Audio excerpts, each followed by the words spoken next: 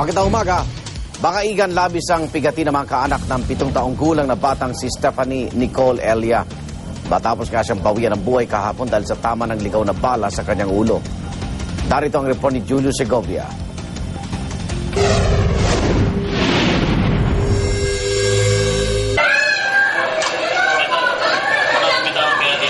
Walang salita para sa pigating nararamdaman ng mga kaanak ng 7 taong gulang na si Stephanie Nicole Elia.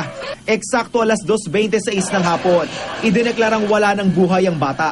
Halos himatayin ng kanyang lolo na maglabas ng hinanakit sa pagpanaw ni Nicole matapos tamaan ng ligaw na bala sa ulo sa pagsalubong sa bagong taon. Sino po yung gumawa ng pagpapahirap nito kay Nicole?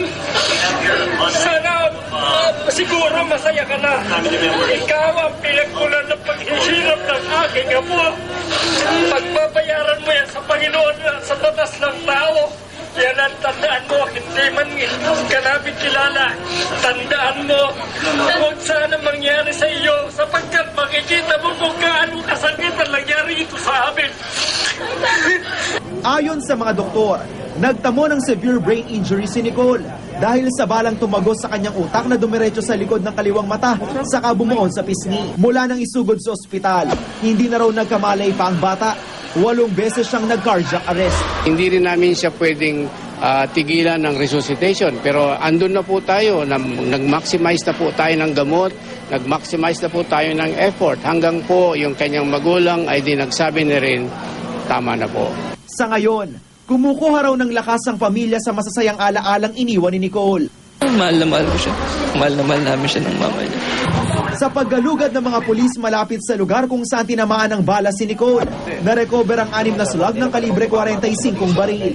Ikukumpara raw ang mga ito sa balang tumama sa ulo ni Nicole. Pa-examine po natin sila sa PNP Crime Laboratory Services para kung sakali meron tayong mga target personality doon sa area, ma-compare yung mga bala na na-recover doon sa scene doon sa mga licensed firearm nila na nakaregister naman sa firearm na nag-explosive disposal ng PNP. So, hindi po namin ito titigilan, lalo na po may mga kabataan na nasaktan sa pangyayaring ito. Base sa isinagawang triangulation ng mga investigador, posibleng hanggang 328 talampakan ng layo ng nagpaputok ng baril sa pwesto ni Nicole na nooy nanonood lang daw ng mga pailaw. 2 individual na ang iniimbestigahan ng Caloocan Police pero hindi muna pinangalanan.